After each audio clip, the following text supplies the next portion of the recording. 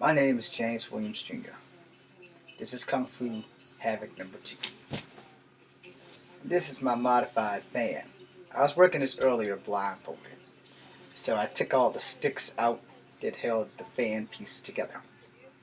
So now I'm going to have a little bit more stability in my bow whipping attacks, and I will be able to close it for the most part. But just because I wanted to show you, that's why this happened. Alright, so you're up to speed on that. This video is about martial arts because, yet again, I've watched some YouTubers on martial arts and I want to talk about that. Earlier this morning, I believe I made a video on Facebook Live and I talked about martial arts. And I talked about not delegitimizing people and some other stuff. And I'm here to do that yet again because I do watch a lot of other martial artists and, MMA fighters and shit like that. The thing with me is that I never truly got the opportunity to shine in the 19 years that I have bust my ass to get noticed. Alright, 19 years, man. 19 years. There's a lot of better things I could have been doing. But knowledge is power. Alright, so I'm not out of the fight yet. But it is a hard fight. And that's the thing that a lot of people don't get. This is not a flash of the meal thing. If that was the case, everybody would be there 15 minutes and it'll be over. So I need you guys here on YouTube to tell me what you want to see. Skits, like really short clip fights, stuff like that. If I could find someone to volunteer to go with it and set things up and get another hard drive, I can do that. But no one's really watching my videos. Even my loyal 64 subscribers, which I love you all so much for giving me a reason to live. When I get on here, I try to give you guys 99.9. Alright? And another thing that I was talking about in the video today was that when I teach you something and you teach it to someone else, you will modify it to what works for you. As it was taught to me, I modified it for what works to me. Now, I will say this. Everything I teach you is damn sure battlefield tested.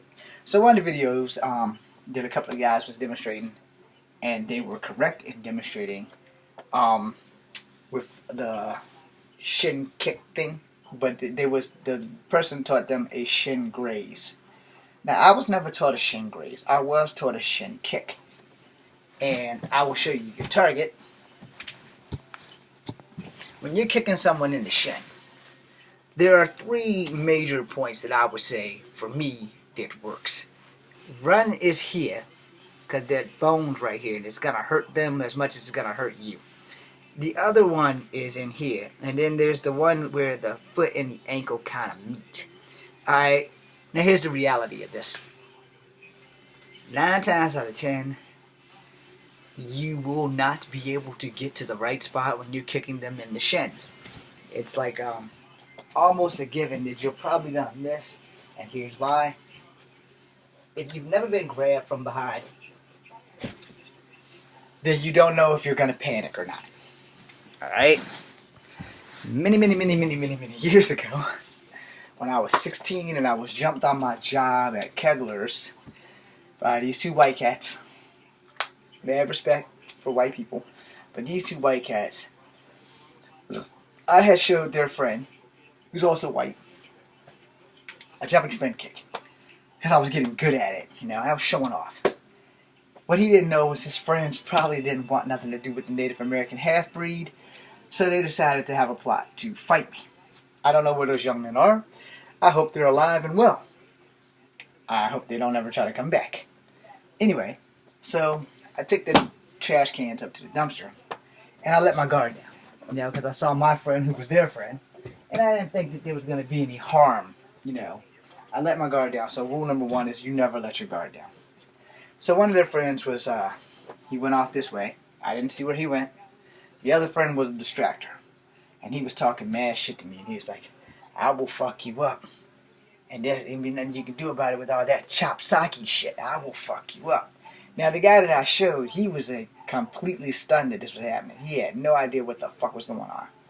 The guy who went off, the one I let my guard slip by, after the guy told me he's going to beat me up and throw me in a dumpster, I said, well, you might beat my ass because it ain't like the first time I've had my ass kicked. I've lost lots of fights against my big sister. So, that's no big deal. We're going to fight, we're going to fight. If I'm going to win, I'm going to win. If I'm going to lose, I'm going to lose. That's just the way it's going to be. We can't predict the end of a fight. You can only survive it. So the guy came and grabbed me. He clasped me like this, down here. And when he grabbed me, he didn't go low enough that I couldn't move my arms. So I was frailing a little bit. And then I grabbed his arms, and he started jerking me around like a rag doll. He said, we got you now, boy, we got you now. And so, surprisingly enough, and I don't know how the hell I did it, but I judo threw him. Because he was doing like this, and I decided to go this way. And when we went that way, because he was bigger, and the momentum shift, we landed on his back. When we landed on his back, I elbowed him because I couldn't move my arms up. I couldn't do that muscle thing because I don't have any muscles. But I elbowed him because my arms already this. I said, I elbowed him in his guts. And he come up off me, so I come up off him, and he couldn't get back up. And I told him, I'm going to give you the chance you didn't give me. Get your ass up. So when he got to his feet, I went to go punch him, and his girlfriend, by the grace of God, got in his way. And she saved his life that night because I was going to kill that motherfucker. Moving on, as the fight ended right there, she and the other guy who talked all the shit, and their girlfriends, and my friend who was apologizing to me about the shit, and I told them, look, it's all good, man, but they better never come near me again or I'll fucking kill them. And so, they went away. My co-worker, big tall white dude, red hair, he's probably still alive, and if he is, thanks, man, thanks a lot. Anyway, he watched the whole thing unfold. What does this have to do with anything? Alright, so as I said, they showed the guy a shin kick, or shin graze, and a judo throw and some stuff. When you are teaching martial arts, or if you're going to show people martial arts on video, whatever, make sure your shit is as close to legit as you can get it. If your shit's not battlefield tested, you probably don't want to do shit that ain't battlefield tested. And let me break that down for you too, because sometimes things that are battlefield tested just don't fucking work. Or, to be politically correct, they may work for you, but they may not work for other people. Alright? My little judo throw, pure luck. I only took maybe 6 lessons of judo, if that. And the thing with judo is not for big people to throw little people around. It's for little people to learn how to throw big people around. There's some sugarcoating in every school. Alright? Let's get that out the way right now. There is some serious sugarcoating in every school of martial arts, because here's the grand master of this whole scale of martial arts. The ultimate masterhood is mastery of yourself. You can master yourself before you can master someone else. And as I like to tell my nephews, as I demonstrate certain Kempo moves on them, because beating their ass is illegal, but, pushing a pressure point here and there is not illegal yet. But, I probably just made it illegal with this video. But, a little poke here and a little poke there, pain and compliance works. And as I like to say, those who control the human body control the destiny of man. I control the human body. You do literally have 365 pressure points in the human body. Your trick in a fight is being able to have the time to get to them. And a lot of people are like, but that doesn't make sense. No, it makes sense. Because here's the thing. You're fighting. You're jabbing. They're not jabbing for pressure points. They're jabbing for face or body. They're not thinking about pressure points. They're really not. But your body is one connecting ass train wreck of pressure points. You just got to find the right one at the right time. But you will not have time to think about that when there's a fist flying at your face. You're going to have time to do this. Block or evade. That's it. So when you are learning martial arts, first you should probably learn how to block, boxing block, and then, Thai blocks. You should learn how to do as many blocks as possible. And as if you go to anyone who teaches Kempo, depending on which Kempo they teach, whether it be from Okinawa or whether it be from Korea, because I'm still lost on the origin of which one had it first, but I took at least one. I don't know which one, but I know I took Kempo. And everywhere there's a joint, there's a pressure point. And every block is a strike, and every strike is a block. That's one of those key phrases they use in Kempo. So in martial arts in general, your teacher is going to teach you what they were taught. Some teachers are going to modify it to make it simple. Some teachers are not. In fact, if I remember correctly, I was talking about the JKD, TKD, and BBJ this morning on my Facebook Live. So let me explain why I picked those three martial artists. Alright? Horace Gracie, Brazilian Jiu-Jitsu. Bruce Lee, Jeet Kune Do. And damn near everybody named Mama knows Taekwondo, which is TKD. Alright? Even I took Taekwondo. I took a Japanese form called Naharte, and I took traditional Taekwondo. So, I failed to learn forms, but I could fight. And the difference maker is because my first dojo experience was when I was 7 to 10. And everything else I learned in the street, and I learned what works because I was a street fighter. Now here's the thing. I said this before, I'll say it again. When you are in a controlled environment, like a sporting event, you are not fighting, you are fighting for points. And your point scales decide if you are excellent or mediocre. Now, when you get out in the street, you probably can beat the shit out of that guy who beat you in the dojo. He just beat you with points, you know? And here's the thing, if you're not a good sportsman, then you probably should not compete in sport, martial arts for sparring and points and shit. Because you don't have a good sportsmanship, it's a sports game, you know? As of lately, the reinsurgence of Taekwondo has just been amazing. We're going to pick on JKD in a minute, but we're going to go talk about Brazilian Jiu-Jitsu first. Alright? I see a lot of people doing Brazilian Jiu-Jitsu. A lot of them. And they're all good. I'm not taking nothing from them. I have not fought them, and I don't give a shit.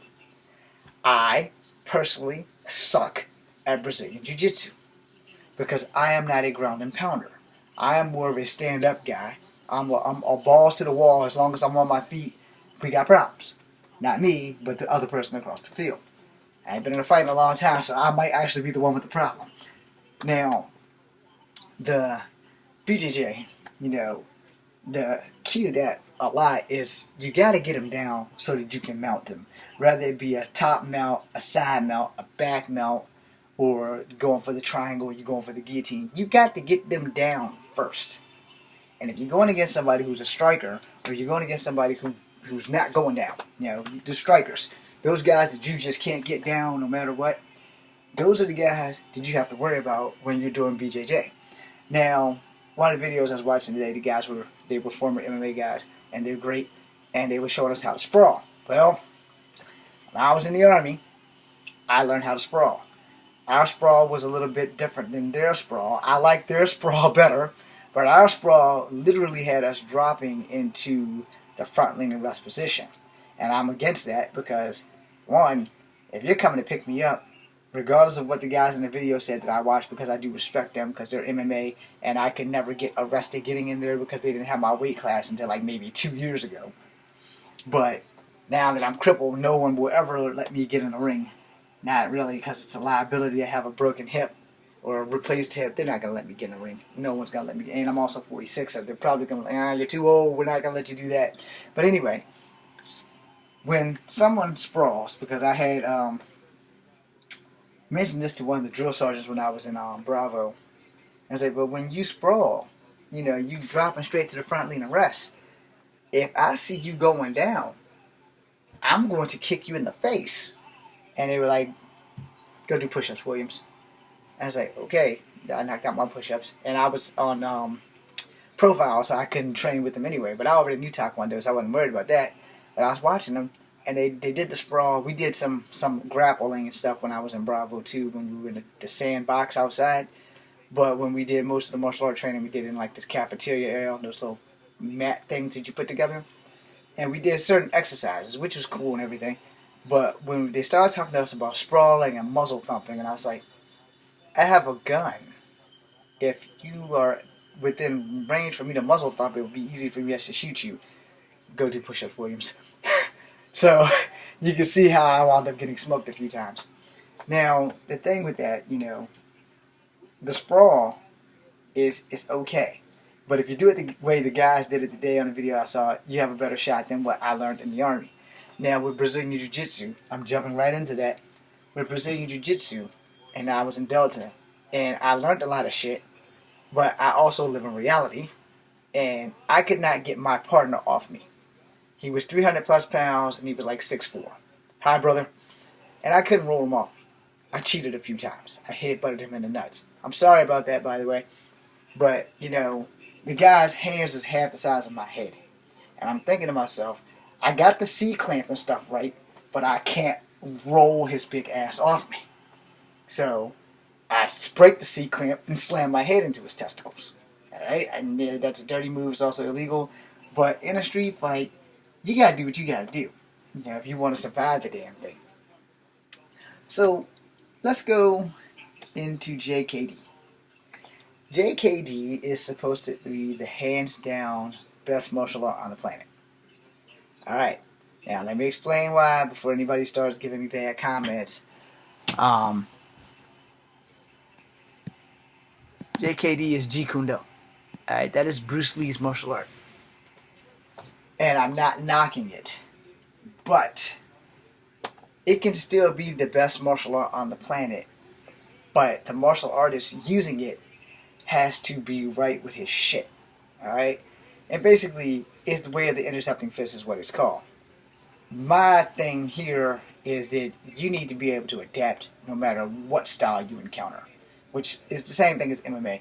You need to be able to adapt on the fly. You need to be able to adapt when someone's punching you in the face. You need to be able to adapt. When someone's swinging at your face, you need to be able to adapt. So a lot of JKD has Wushu and Wing Chun and a lot of other martial arts mixed in it. So it's basically the grandfather of MMA. The problem is that people, when you take a martial art, let me make a second part because this is 18 minutes long.